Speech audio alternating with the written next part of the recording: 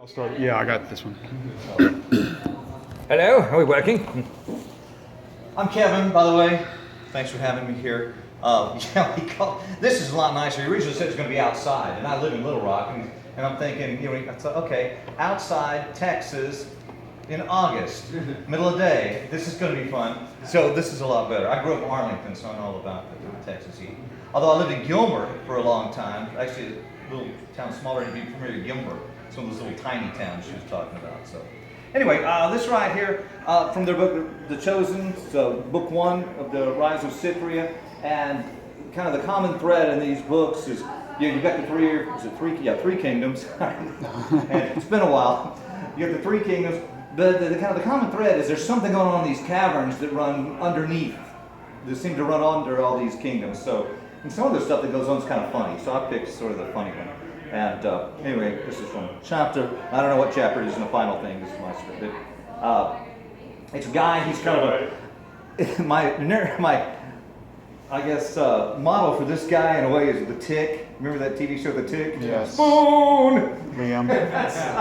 Except he's not wearing a Tick outfit, but I just kind of pictured him as that sort of character. He's a guy, he thinks he's all that, and he's training this young giant in how to be a mighty warrior, a thorn as they're called. So, starts out, Brian, stop flinging those swords around like fluffy wet fish.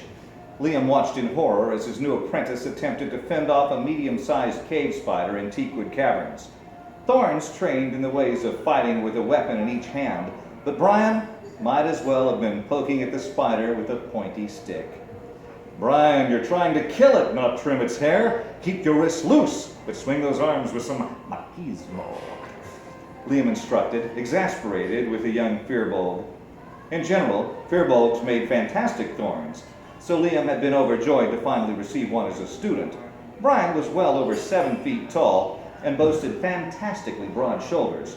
At first glance, this trainee represented all the physical traits that formed one of the great thorns who killed seemingly limitless numbers of enemies with deft strokes of their swords and an air of well-earned self-confidence. The teacher of such a powerful thorn would surely receive endless accolades and praise, quickly moving into the position of master trainer.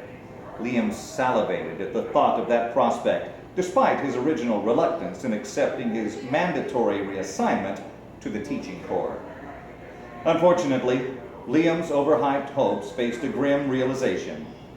Brian couldn't find his way out of a damp wicker basket. The oaf would have had better luck just kicking the spider rather than flailing his arms around with all the grace and coordination of a 3-legged dog learning to dance. Liam had hoped the trip out to the caverns would excite and inspire his young follower into revealing some hidden talent for extreme greatness, but the journey had proved fruitless thus far. And mercifully, the fight ended. The odds were good that swinging 2 large swords at a target long enough would eventually result in hitting and killing that target. When the target was a mostly decrepit and harmless spider, the odds increased dramatically for most people, but apparently not for poor Brian. Liam's dreams of grandeur all but slipped away. One look at the Firbolg told Liam that reality had started to attack Brian's self-confidence. The slump of the gigantic shoulders, the sadness on his wide face. Firbolgs weren't known as a particularly happy race, but Brian looked that much glummer. Maybe I'm not a thorn, he whined with the trademark deep bass voice of the Firbolg race. With that kind of attitude, you certainly aren't, Liam stated with perfectly coordinated hand gestures. Brian's whole body seemed to implode even further. Yet, Liam added, marveling at his own timing.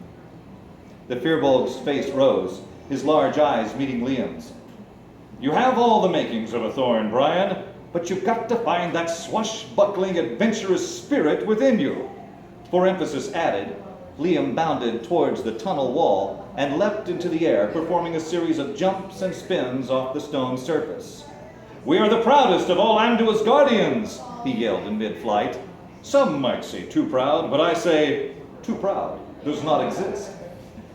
As with all of Liam's intense displays of physical prowess, Brian looked thoroughly impressed. As he should be, Liam thought, in the middle of an inverted spin. Liam stuck the landing with a flourish and a flashy smile, his black cloak swirling epically behind him, only to see his trainee staring down towards the opposite end of the tunnel. The smile disintegrated. Why wasn't this peon worshipping his grand feats of agility? "What's so interesting, Brian?" he asked politely. A gallant thorn was always polite. Well, usually. I think some Noithremes are in trouble down there," Brian said, a little unsure of himself. "Can't you hear it?" he added cautiously.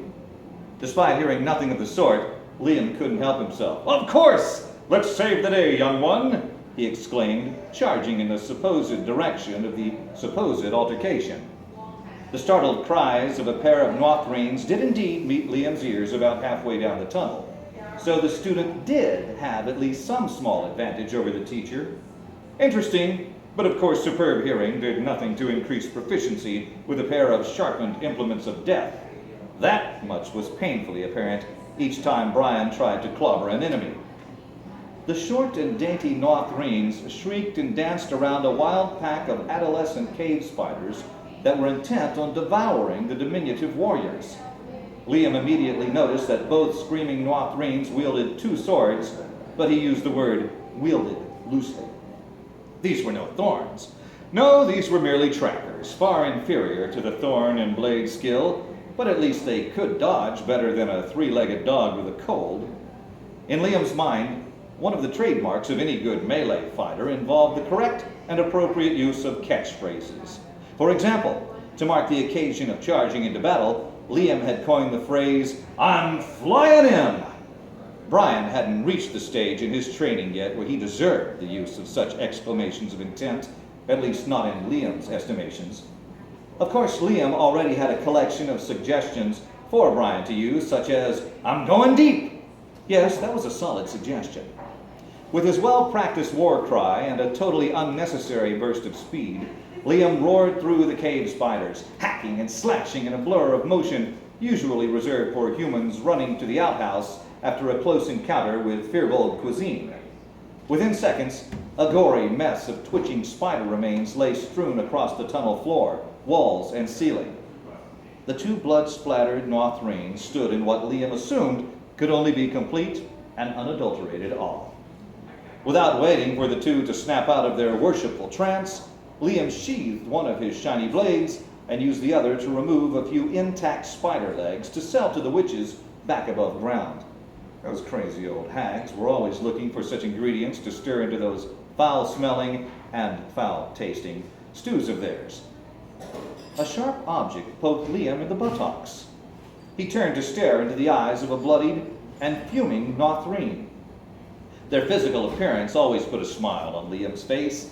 They had such small and fragile bodies that were topped off with a disproportionately large head.